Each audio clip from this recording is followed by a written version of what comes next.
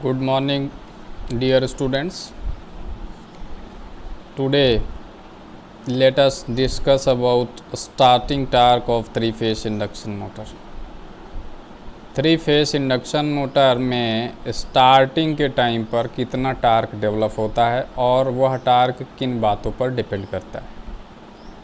What are the factors on which starting torque depends? Motor को load drive करने के लिए टार्क की आवश्यकता होती है. टार्क, मोटर में टार्क कहाँ पे पैदा होता है? रोटर में. दिस पार्ट, ये जो भाग दिख रहा है, this part, this is called rotor. और मोटर में टार्क जो डेवलप होता है, जिसकी वजह से ये मोटर घुमाता है लोड को. लोड कहाँ जोड़ेंगे? यहाँ पे. लोड किस भाग में जोड़ेंगे? यहाँ पे, इस भाग में. तो इस भाग में लोड जोड़ेंगे तो लोड को डायरेक्ट भी मोटर से जोड़ा जा सकता है. फॉर एग्ज़ाम्पल, इसमें आप पंप लगा दें, फ़ैन लगा दें, कंप्रेसर लगा दें, या आप इनडायरेक्टली लोड को जोड़ सकते हैं with the help of a pulley. इसमें पुली लगा करके, पुली में बेल्ट चढ़ा करके आप इसको इनडायरेक्टली भी लोड कर सकते हैं. लेकिन ये मोटर कितना हैवी लोड को चला पाएगा, ये इस बात पे डिपेंड करेगा कि मोटर का स्टार्टिंग टार्क कितना अधिक है. If starting torque of a motor is more, this motor can drive heavy load, a load of high inertia.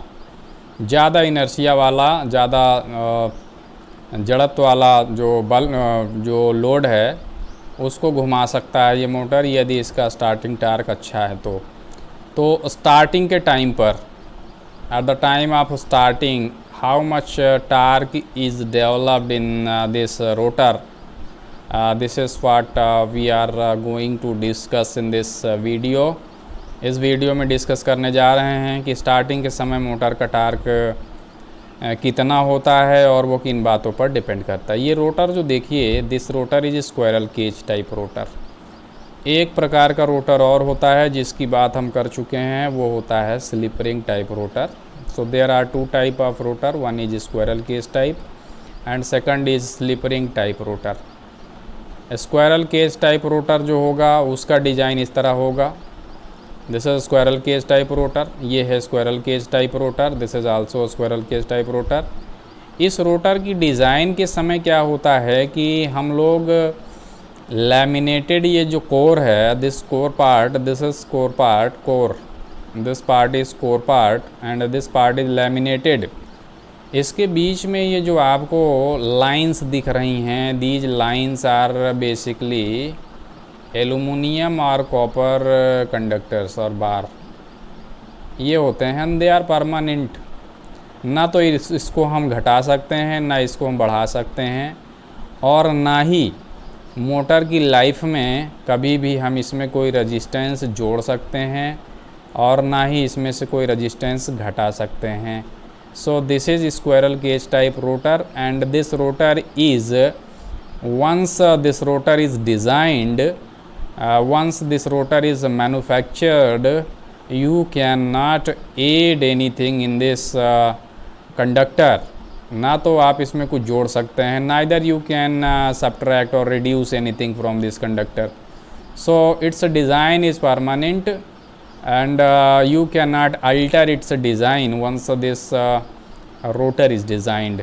इसमें जो भी रेजिस्टेंस होगा प्रारंभ में, अंत में हमेशा उतना ही रहेगा. You can not add. यहाँ है इंडरिंग्स, दीज आर इंडरिंग्स. ये इंडरिंग है एक इधर, और दूसरी इंडरिंग कहाँ है? वो है इधर. तो दोनों इंडरिंग्स की मदद से इसको शॉर्ट सर्किट कर दिया गया है. देखिए कंडक्टर, ये डायग्राम देखिए, ये आपका स्क्वायरल केज टाइप का रोटर है. ये भाग जो होता है, this part is called core and these lines are basically aluminium और कॉपर बार. एलुमिनियम को मेल्ट करके या कॉपर के मोटे मोटे टुकड़े जो होते हैं उनको इस प्रकार से इसमें भर दिया जाता है स्लॉट में, और दोनों तरफ इंडरिंग्स की मदद से शॉर्ट सर्किट कर दिया जाता है, जैसे कि इस डायग्राम में दिखाया गया है. This is one end ring, this is ring, copper ring, this is conducting ring. One end is connected through this end ring. इस इंड रिंग की मदद से ये सभी चालक आपस में जोड़ दिए गए हैं, और दूसरा इंड रिंग इधर है, उसकी मदद से इधर के सिरे आपस में जोड़ देंगे। ये क्या है? This is conductor, this is aluminium और copper conductor, and this is squirrel cage type rotor. तो इसमें ये हम बता रहे थे कि आप इसकी पूरे लाइफ में ना तो इसमें कुछ जोड़ सकते हैं ना कुछ घटा सकते हैं। You can not add anything और you can not subtract anything from this design और दिस रोटर। तो ये होता है स्क्वायरल केज रोटर। दूसरा होता है स्लिप रिंग टाइप रोटर, जिसकी बात हम कर चुके हैं पहले भी। इस रोटर में और पिछले रोटर में डिफरेंस क्या है? ये देखिए, this part is core, this is core है, लैमिनेटेड होता है, ये हमने बताया था आपको। एंड दिस पार्ट, ये जो लाइन दिख रही हैं, these lines are basically insulated conductors. Copper के ये कंडक्टर हैं, ये कहाँ भरा जाता है? स्लॉट में। These lines are basically copper conductors. ये जो लाइनें दिख रही हैं, दीज आर कॉपर कंडक्टर्स। और ये लाइनें क्या होती हैं? कॉपर कंडक्टर जो होती है इसको कहते हैं these are called rotor winding. देखिए, ये जो लाइनें हैं इनको आपस में हम, ये कंडक्टर्स को आपस में जोड़ देंगे। तो किस प्रकार जोड़ देंगे? स्टार में। तो ये स्टार में जोड़ देंगे इनको आपस में, तो ये बन जाएगा rotor winding. So rotor winding of slip ring type rotor is connected in star connection. तो ये स्टार में जोड़ दिया। लेकिन इसमें और पिछले रोटर में डिफरेंस क्या है? यहाँ पे 3 स्लिप रिंग यूज होती हैं। देखिए, this is slip ring number 1, this is slip ring number 2, this is slip ring number 3। This is electrical diagram. यहाँ देखिए, this is slip ring number 1, this is slip ring number 2 and this is slip ring number 3। अब यहाँ से जो rotor के जो terminal हैं, देखिए एक फेस का जो टर्मिनल आया है वो कहाँ जुड़ा गया है? इस स्लिप रिंग में जोड़ा गया है यहाँ। और जो दूसरा फेज़ है ये इसका ये आके दूसरे स्लिप रिंग में जुड़ा हुआ है, यहाँ से जाएगा दूसरे स्लिप रिंग में कनेक्ट होगा। और जो तीसरा फेज़ है वो कनेक्ट हुआ है थर्ड स्लिप रिंग में जा कर के यहाँ पे। तो देखिए, रोटर का जो वाइंडिंग है उसके जो सिरे हैं वो हमने कहाँ पहुँचा दिया है? यहाँ पहुँचा दिया है स्लिप रिंग पे। और स्लिप रिंग पे होते हैं कार्बन ब्रश, फिसलते हैं उस पर। देखिए, there are 3 carbon brush, 1 carbon brush on this slip ring, 2nd carbon brush on this slip ring and 3rd carbon brush on this slip ring. They slide over their respective slip rings. अब ये carbon brush जो होते हैं मुलायम होते हैं, they are very smooth, ये फिसलते रहते हैं जब मोटर घूमता है। When rotor rotates these carbon brush are basically sliding on their respective slip ring. इसका कार्बन ब्रश इस पर फिसलेगा, इसका कार्बन ब्रश इस पर फिसलेगा और इसका कार्बन ब्रश इस पर फिसलेगा। और इस कार्बन ब्रश की मदद से हम क्या करते हैं? बाहर से रजिस्टेंस जोड़ देते हैं, external resistance. With the help of these carbon brush we add external resistance. तो इसमें और पिछले रोटर में, स्क्वायरल केज रोटर में डिफरेंस क्या है? स्क्वायरल केज रोटर में हमने बताया था अभी आपको थोड़ी देर पहले कि स्क्वायरल केज रोटर में आप डिज़ाइन के समय ही रजिस्टेंस रोटर सर्किट का, रोटर वाइंडिंग का, रोटर बार का या रोटर कंडक्टर का डिज़ाइन के समय कम ज़्यादा कर सकते हैं। लेकिन एक बार अगर मोटर डिज़ाइन हो गया तो रोटर सर्किट में आप कुछ जोड़ घटा नहीं सकते हैं। देखिए इस डायग्राम में, see this image, you can not add anything, you can not subtract anything once rotor is designed. This is squirrel cage rotor. तो लेकिन यहाँ पे ऐसा नहीं है, यहाँ पे आप बाद में भी जोड़ घटा सकते हैं रोटर सर्किट में रजिस्टेंस को। देखिए जोड़ा गया है, एक्सटर्नल रजिस्टेंस इज़ कनेक्टेड, बाहर से रजिस्टेंस जोड़ा गया है। और हमने आपको बताया था कि स्टार्टिंग में रजिस्टेंस ज़्यादा रखने से क्या होता है? मोटर का पावर फैक्टर स्टार्टिंग के समय बहुत अच्छा हो जाता है। और रनिंग कंडीशन में पावर फैक्टर रजिस्टेंस पे डिपेंड नहीं करता है, रोटर रजिस्टेंस पे डिपेंड नहीं करता है। रनिंग कंडीशन में रोटर का पावर फैक्टर अच्छा हो जाता है क्योंकि रनिंग कंडीशन में जो रिएक्टेंस है रोटर का वो कम हो जाता है, स्लिप जो है वो कम हो जाती है, रोटर सर्किट का रिएक्टेंस कम हो जाता है, जिसकी वजह से रनिंग कंडीशन में पावर फैक्टर बहुत अच्छा हो जाता है मोटर का। लेकिन स्टार्टिंग के समय रिएक्टेंस रोटर सर्किट का, देश यहाँ रजिस्टेंस भी होगा, रिएक्टेंस भी होगा। ये स्टार्टिंग में रिएक्टेंस ज़्यादा होने के कारण पावर फैक्टर मोटर का बहुत ख़राब होता है, चाहे स्क्विरल केज हो चाहे स्लिप रिंग हो। तो स्लिप रिंग में क्या करते हैं, स्टार्टिंग टाइम पे रेजिस्टेंस जोड़ करके बाहर से external resistance with the help of these external resistance artificially कृत्रिम रूप से हम क्या करते हैं, रोटर सर्किट का रेजिस्टेंस प्रारंभ में बढ़ा देते हैं, बाद में उसको स्लोली हटा लेते हैं, क्योंकि बाद में रेजिस्टेंस रहेगा तो क्या होगा, पावर लॉस भी होगा रोटर सर्किट में I²R, और रोटर सर्किट की जो करंट होगी उसको भी ये कम करेगा। तो स्टार्टिंग टार्क के बारे में हम बात करने जा रहे हैं कि मोटर में जो टार्क प्रारंभ में डेवलप होगा वो कितना डेवलप होगा।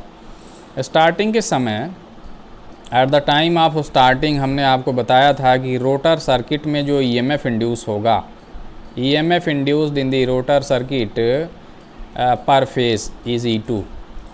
ये देखिए ये E2 कहाँ पैदा होगा, यहाँ पे E2 जो है यहाँ पैदा होगा, ये है एक फेस कहाँ तक है, यहाँ तक। तो इसमें जो EMF पैदा होगा उसका मान कितना होगा, उसका मान होगा दिस इज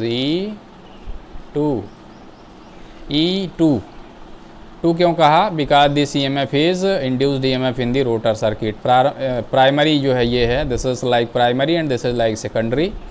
तो यहाँ की राशियों को 1 लगाएंगे, 1 they are denoted by 1, resistance is R1, reactance is X1, voltage is V1, EMF is E1।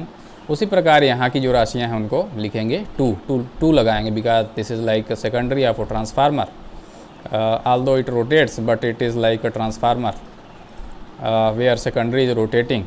E2 है induced EMF in the rotor circuit per phase। ये क्या है, E2 है induced EMF in the rotor circuit per phase। अब E2 आपको मालूम चल गया। अब रोटर सर्किट का कुछ होगा रेजिस्टेंस पर फेस R2। सपोज R2 क्या है, resistance of rotor circuit per face.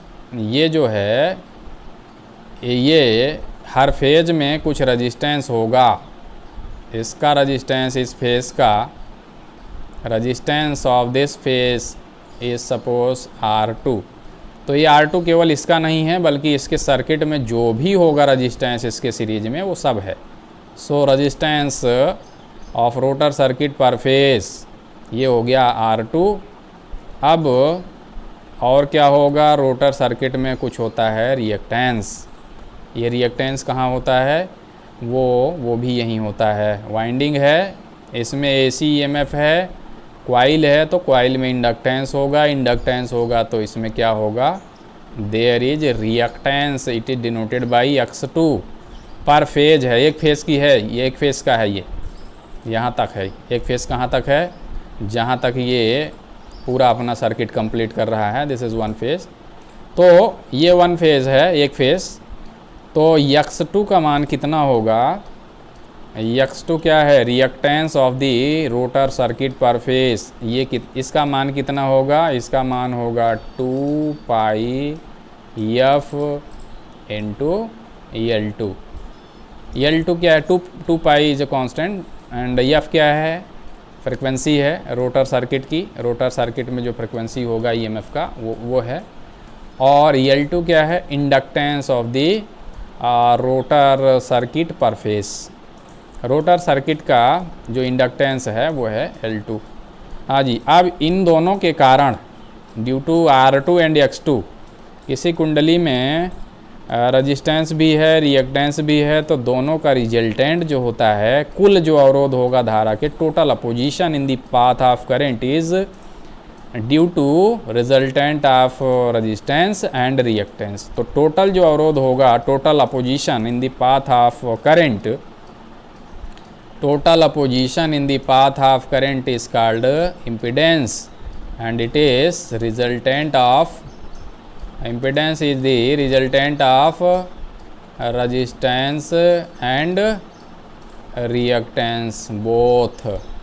तो इम्पिडेंस पर फेस कितना होगा रोटर सर्किट का, रोटर सर्किट का इम्पिडेंस पर फेस इसको कहेंगे Z2। Z2 क्या है, impedance of the rotor circuit per phase, it is the resultant of resistance of rotor circuit per phase and reactance of rotor circuit per phase, and this is total opposition in the path of electric current.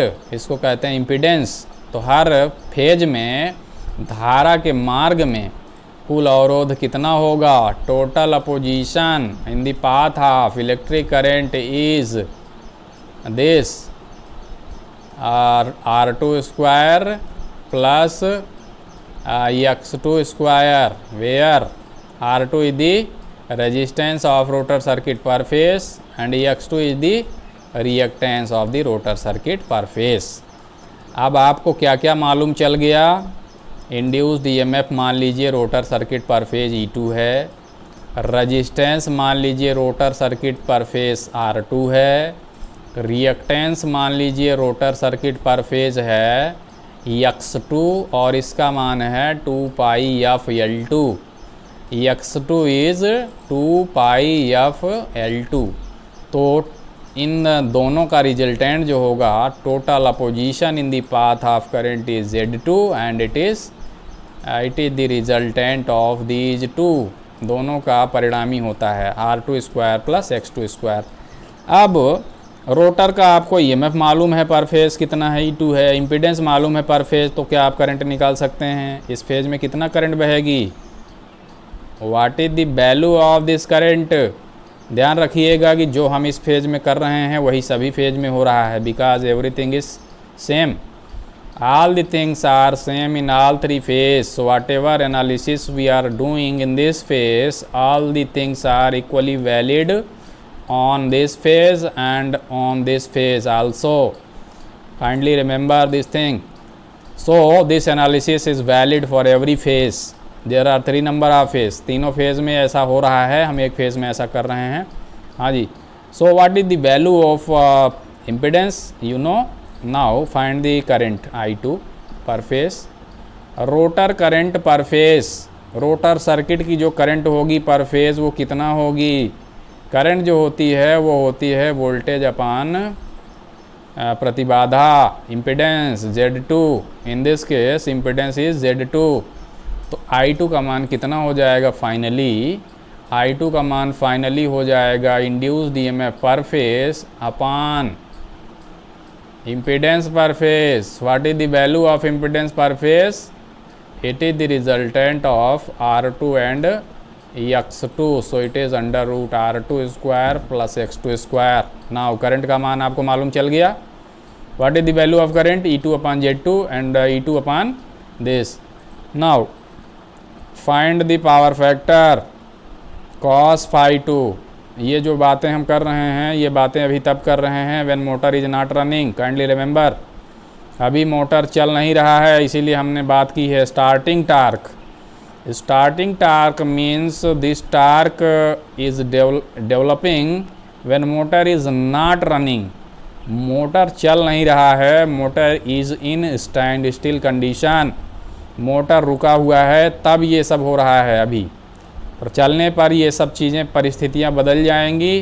क्यों बदल जाएंगी? ये हमने पिछले video में discuss किया था। Because E2 is not same in running condition, X2 is not same in running condition, frequency in the rotor circuit is not same in running condition, so current is not same, power factor is not same, so running torque can not be equal to starting torque. So whatever we are talking about at the time of starting when rotor is not rotating. अभी rotor चल नहीं रहा है, अभी motor घूम नहीं रहा है, तो अभी घूमने के लिए ये टार्क लगेगा।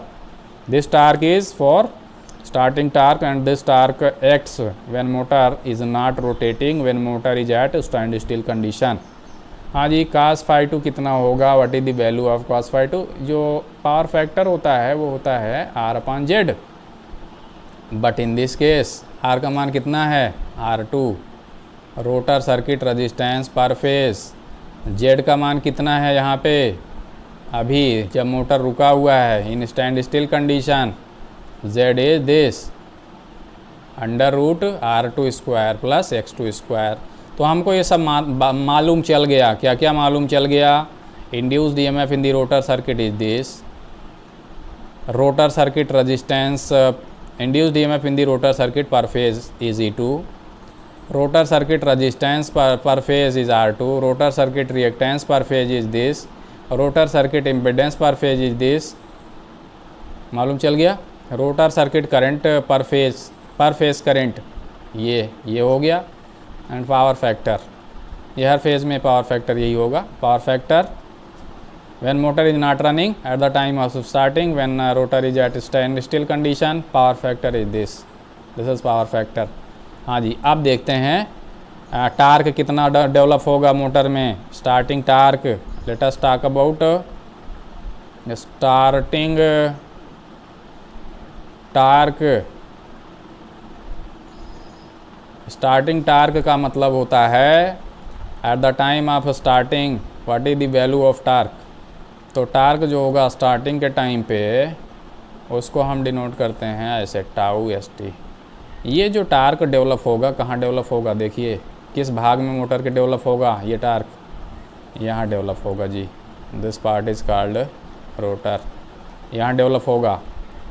स्क्वायरल केज रोटर होगा तो कहाँ डेवलप होगा, स्क्वायरल केज रोटर होगा तो यहाँ डेवलप होगा दिस पार्ट। इस मोटर में देखिए कहाँ डेवलप होगा स्टार्टिंग टार्क, यहाँ डेवलप होगा इसके वाइंडिंग में, ये कंडक्टर्स में। तो स्टार्टिंग टार्क यहाँ डेवलप होगा। कितना, किन बातों पे डिपेंड करेगा, starting torque is proportional to, ये जो स्टार्टिंग टार्क डेवलप होगा ये डिपेंड करेगा रोटर सर्किट में कितनी पावर डेवलप हो रही है। Power developed in the rotor circuit eight the time of starting, start होते समय रोटर सर्किट में जो पावर होगी उसी के समानुपाती होगा स्टार्टिंग टार्क। जितना ज़्यादा होगा स्टार्टिंग समय में रोटर सर्किट की पावर, रोटर सर्किट में कितना पावर डेवलप होगी, पावर जो होती है कितना होती है, P equal to V I cos phi. In this case, इस केस में V कितना है, रोटर सर्किट में इंड्यूस्ड EMF E2 है। I कितना है इन दिस केस, I का मान है I2, और cos फाई कितना है यहाँ पे, cos फाई 2 है। तो जो टार्क डेवलप होगा वो प्रोपोर्शनल होगा पावर के। स्टार्टिंग टार्क मोटर में जो स्टार्टिंग के समय में टार्क डेवलप होगा वो रोटर सर्किट में जो पावर जो है होगी स्टार्टिंग के समय उसके समानुपाती होगा। और रोटर सर्किट में जो पावर है, रोटर सर्किट में जो पावर डेवलप हो रही है स्टार्टिंग के टाइम पे वो कितना है, इतना। जैसे दी मैग्नीट्यूड ऑफ स्टार्टिंग टार्क, अब यहाँ पे वैल्यूज़ रख दीजिए। E2 का मान कितना है, E2 का मान रख दीजिए, E2 का मान E2 है, इट इज़ E2। I2 का मान कितना है, I2 का मान अभी थोड़ी देर पहले हमने निकाला था, I2 का मान होगा E2 अपान Z2, और Z2 का मान कितना है, Z2 का मान है under root R2 square plus X2 square. Remember ये हो गया I2, करंट इतनी बह रही है। पावर फैक्टर अभी निकाला था थोड़ी देर पहले, उसका मान कितना था, अभी पावर फैक्टर निकाला था उसका मान था under R2 upon under root R2 square plus X2 square, ये इतना हो पावर फैक्टर। तो स्टार्टिंग टार्क कितना होगा, tau starting, it is proportional to this. इसको सॉल्व करेंगे तो क्या होगा, इसको सॉल्व करेंगे तो देखिए starting torque, what is the magnitude of starting torque, the magnitude of starting torque is tau S T is proportional to, यहाँ सॉल्व करेंगे तो ये हो जाएगा E2 स्क्वायर इंटू R2 अपान ये आप कह सकते हैं, Z2 स्क्वायर। ये है Z2, ये क्या है, what is this is Z2। ये क्या है, ये भी Z2 है। तो ये हो जाएगा स्टार्टिंग टार्क कितना हुआ, it is proportional to E2 square into R2 upon Z2 square. तो स्टार्टिंग टार्क आ गया कितना, स्टार्टिंग टार्क आ गया tau starting is proportional to E2 square into R2 upon Z2 square. ये है starting torque. This is the magnitude of, this is the value of starting torque motor starts with this torque. इस बलाघूर्ण के साथ में motor जो है start होगी। ये बहुत इंपॉर्टेंट रिलेशनशिप है। यहाँ अगर एक नियतांक हम यूज़ कर लें, if we use a constant then starting torque tau starting is equal to लिख सकते हैं के एक कांस्टेंट है, नियतांक है, और वो होगा के into E2 square into R2 upon Z2 square. This is Z2 square, R2 square plus X2 square भी लिख सकते हैं। This is the magnitude of starting torque. Motor जिस टार्क के साथ में स्टार्ट होगी उसका मान इतना होगा, इतना के E2 square R2 upon Z2 square. अब यहाँ पे फॉर योर काइंड इन्फॉर्मेशन मैं आपको ये बता दूँ कि ये जो E2 होता है, E2 it is proportional to V होता है। E2 जो होता है ये क्या है, E2 है रोटर सर्किट में इंड्यूस्ड EMF पर face, induced EMF in the rotor circuit per face. ये है E2। ये किस पे डिपेंड करता है, ये डिपेंड करता है रिजल्टेंट फ्लक्स के मान पे। ये जो फ्लक्स है उस पर डिपेंड करता है, जो फ्लक्स प्रोड्यूस हो रहा है, और जो फ्लक्स प्रोड्यूस होता है वो डिपेंड करता है V पे, अप्लाइड वोल्टेज पे। तो E2 जो होता है वो डिपेंड करता है V पे। V क्या है, what is V? V the applied voltage, magnitude of the applied voltage. तो अप्लाइड वोल्टेज का मान आप जो है जितना बढ़ाएंगे उतना ही ज़्यादा रोटर सर्किट में EMF इंड्यूस होगा। और अगर अप्लाइड वोल्टेज का मान आप कांस्टेंट कर दें तो E2 भी कांस्टेंट हो जाएगा। तब स्टार्टिंग टार्क कितना हो जाएगा, if E2 is also constant then starting torque is equal to, एक नियतांक और यूज़ कर लीजिए, दूसरा नियतांक सपोज K डैश, तो वो हो जाएगा K dash R2 upon Z2 square. तो यहाँ से देखिए from this relationship starting torque is directly proportional to R2।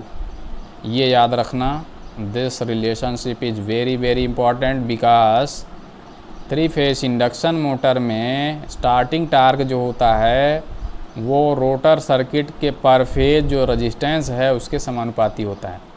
If resistance of per phase is more then starting torque is more, if resistance of per phase is less then starting torque is less. तो starting में resistance जो है बहुत ज़्यादा होगा तो starting torque भी बहुत ज़्यादा होगा, स्टार्टिंग में रेजिस्टेंस बहुत कम होगा तो स्टार्टिंग टार्क भी कम होगा। इसीलिए हमने आपको बताया था कि स्क्वायरल केज टाइप रोटर में स्टार्टिंग में रेजिस्टेंस लगाएंगे जितना, रनिंग में भी उतना ही रहेगा। लेकिन स्लिप रिंग टाइप रोटर में स्टार्टिंग में आप रेजिस्टेंस, ये देखिए this, C this image, starting में रेजिस्टेंस जोड़ के खूब बढ़ा सकते हैं आप। स्टार्टिंग में रेजिस्टेंस खूब जोड़ देंगे तो स्टार्टिंग टार्क आप खूब प्राप्त कर सकते हैं, खूब। As per your requirement you can add resistance in the rotor circuit, R2 बढ़ा लो यहाँ पे रेजिस्टेंस बाहर से जोड़ के, लेकिन स्टार्ट हो जाएगी मोटर तो मैंने बताया कि बाद में जब रन करने लगेगा मोटर तो R2 के समानुपाती टार्क नहीं होगा। उस समय जो होगा वो पावर फैक्टर स्टार्टिंग में ख़राब है, इसलिए ऐसा आया है। Starting torque is proportional to R2, it is because starting time power factor is very poor. But running condition में अगर परमानेंट रेजिस्टेंस लगाएंगे और ये रेजिस्टेंस ज़्यादा होगा रोटर सर्किट का तो रनिंग कंडीशन में 2 प्रॉब्लम आएगी। जो करंट होगी I2 उसको ये कम कर देगा, रिड्यूस कर देगा करंट को, तो पावर कम पैदा होगी रोटर सर्किट में रनिंग कंडीशन में। पहली प्रॉब्लम ये आएगी। दूसरी प्रॉब्लम ये आएगी, there is considerable amount of power loss, ढेर सारी पावर लॉस होगी रोटर सर्किट में अगर परमानेंट लगा दिया तो ये सुविधा हमको कहाँ है, we have this liberty in the slip ring type motor. इसमें आप स्टार्टिंग में जोड़ दीजिए जैसे यहाँ जोड़ा गया है। At the time of starting we have added these resistances, हमने जोड़ दिया है शुरुआत में, स्टार्टिंग टार्क बढ़ा लिया खूब खूब बढ़ा लिया ना, because starting torque is proportional to R2, खूब बढ़ा लिया। और जैसे ही मोटर चल गई, चलने में ज़्यादा समय नहीं लगता है, it takes hardly 1-2 minute, 1-2 minute में ये काम हो जाएगा। जैसे ही मोटर स्टार्ट हो जाएगी, we gradually reduce this resistance, ये रजिस्टेंस हम क्या करेंगे, धीरे धीरे पहले इसको जो है इसको रखेंगे यहाँ पे शुरुआत में इसका कनेक्शन कहाँ करेंगे, यहाँ स्टार्टिंग टाइम, जिससे कि पूरा रजिस्टेंस रहे सर्किट में। लेकिन उसके बाद जब मोटर स्टार्ट हो जाएगी, धीरे धीरे इस रजिस्टेंस को इसको स्लाइड करके यहाँ लाएंगे, फिर यहाँ लाएंगे, फिर यहाँ लाएंगे, देन कट, पूरा रजिस्टेंस कट हो गया। अब कितना रजिस्टेंस सर्किट में बचा, केवल उतना रजिस्टेंस बचा जितना इस वाइंडिंग का है, ठीक है। ये बाहर से रजिस्टेंस जोड़ा था स्टार्टिंग के समय, प्रारंभ में इसको यहाँ जोड़ेंगे। All the resistance is connected in the rotor circuit, but once motor starts running, एक बार मोटर चलने लगेगा, जब एक बार मोटर चल जाएगा तो क्या करेंगे, इन रजिस्टेंस को कट कर देंगे, क्योंकि रनिंग कंडीशन में अगर रजिस्टेंस रहेगा तो उससे दो दिक्कत है। पहला, there is reduction in the rotor circuit current, so there is reduction in the power developed, so there is reduction in the torque also. दूसरी प्रॉब्लम क्या होगी, there is so much power loss, ढेर सारी power loss होगी rotor में। इसी वजह से स्टार्टिंग में रजिस्टेंस बढ़ा के हम स्टार्टिंग टार्क बढ़ा लेते हैं मोटर का। यहाँ पे ये संभव नहीं है, देखिए स्क्वायरल केज में, बिकॉज अगर आपने स्टार्टिंग में यहाँ लगा दिया रजिस्टेंस, बढ़ा दिया, सपोज़ हमने ऐसा मटेरियल यूज़ कर लिया जिसका रजिस्टेंस ज़्यादा है थोड़ा, तो स्टार्टिंग टार्क तो इम्प्रूव हो जाएगा। परमानेंट लगा दिया आपने रजिस्टेंस तो स्टार्टिंग टार्क तो इम्प्रूव हो जाएगा, बट रनिंग कंडीशन में वो जो प्रॉब्लम हमने बताया था, it reduces rotor circuit current, so it reduces rotor circuit torque. और दूसरी प्रॉब्लम क्या आएगी, there is so much power loss, ढेर सारी पावर लॉस होगी यहाँ पे, कहाँ पे, यहाँ पे रोटर के जो कंडक्टर्स हैं, जो बार हैं, इनमें ढेर सारी पावर लॉस होगी। इसलिए स्क्वायरल केज टाइप रोटर में ये प्रॉब्लम आती है। ना तो हम यहाँ पे रेजिस्टेंस परमानेंट जोड़ सकते हैं, ना ही प्रारंभ में जोड़ सकते हैं। इसलिए ऐसे रोटर जो बनाए जाते हैं उनमें कम रेजिस्टेंस लगाए जाते हैं, और ये इस तरह का जो रोटर होता है उसमें बहुत ज़्यादा very heavy starting torque develop नहीं होता है। इसमें स्टार्टिंग टार्क डेवलप होता है कम रिलेटिवली, स्लिप रिंग मोटर की तुलना में स्टार्टिंग टार्क कम डेवलप होता है, क्योंकि हम परमानेंट रेजिस्टेंस नहीं जोड़ सकते, और स्टार्टिंग में रेजिस्टेंस भी नहीं जोड़ सकते, क्योंकि there is no connection, we don't have any accessibility, there is no accessibility of the rotor, we cannot access this part, we cannot add anything, we cannot subtract anything। तो इसलिए इसमें हम जोड़ घटा नहीं सकते, तो इसलिए ये बहुत हैवी टार्क के लिए नहीं बनाए जाते हैं। लेकिन ये इनका स्टार्टिंग टार्क आप सुविधा अनुसार बढ़ा सकते हो, ये स्लिप रिंग की मदद से ये रोटर सर्किट में रेजिस्टेंस जोड़ करके आप स्टार्टिंग टार्क बढ़ा सकते हो। So this is all about starting torque of 3-phase induction motor. Thank you for watching this video. Thank you so much.